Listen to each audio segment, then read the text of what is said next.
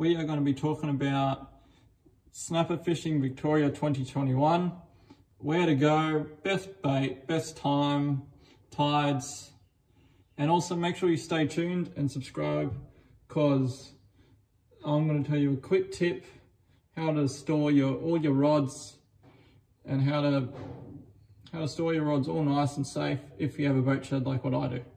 Alright, so first of all, we are going to talk about where to go. Where do you go snapper fishing in Victoria this year? So where I've been going would be, I've been going from Curram, Seaford or Mornington, anywhere around the 17 metre mark.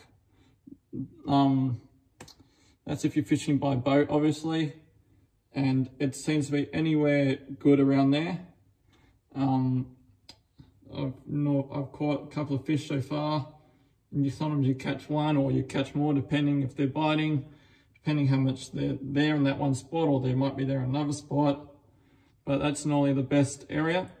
But if you're not fishing by boat, I suggest going to Mornington Pier, because the snapper, it's very good snapper fishing there, especially after a westerly wind, because it brings them all in close to shore. And not just for the snapper as well, this is for all your squid fishing people out there. On the other side of that pier, there's the squid fishing, where there's people that fish for squid down there, and that's very, very good. Like, I've seen lots of squid being caught there. It's good for the snapper bait. It's good for just in general if you want to have a quick squid fish or anything. But yeah, it's a good spot for snapper on that Mornington Pier and for squid. All right, next tip is what bait to use.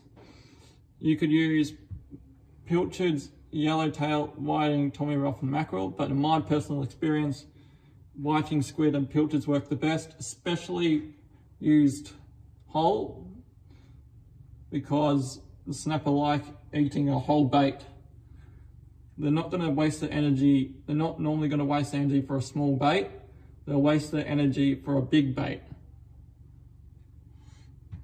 Or if you don't use a whole bait, like the whole thing, if you've got a whole head of a mackerel or a any whole head of a mackerel or anything, it normally works well if they want to eat the head.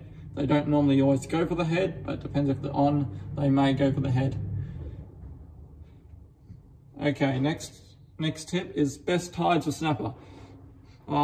Best tide is the running tide, and that's my personal preference.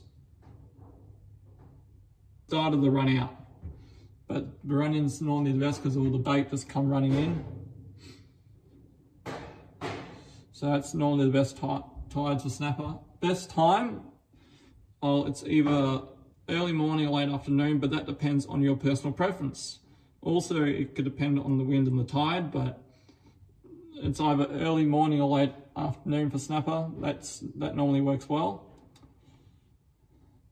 Anyway, before I end this video, I'll show you one quick thing.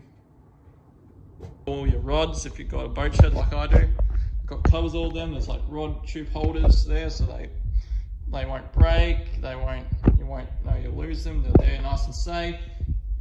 All nice and safe when you lock up the shed. They're all fine. They've got covers on them so they don't get all dusty and dirty. As you can see, there's all the rods there. There's rod covers there as well, as you can see. I'll zoom in. So rod covers, so you got rods all here. So this is a nice way to store your rods. They're all nice and safe. They're not going to break. Every time we go fishing, we make sure we clean them. So then they're all nice and functional for the next time you want to go fishing, and you won't have to worry about them. So yeah, that was the quick tip. So make sure you subscribe, hit the notification bell, like the video. That'd be greatly appreciated. And also, I hope you all have fun going out fishing for snapper in 2021, and I hope you all catch a massive snapper, and I'll see you all next time. Goodbye.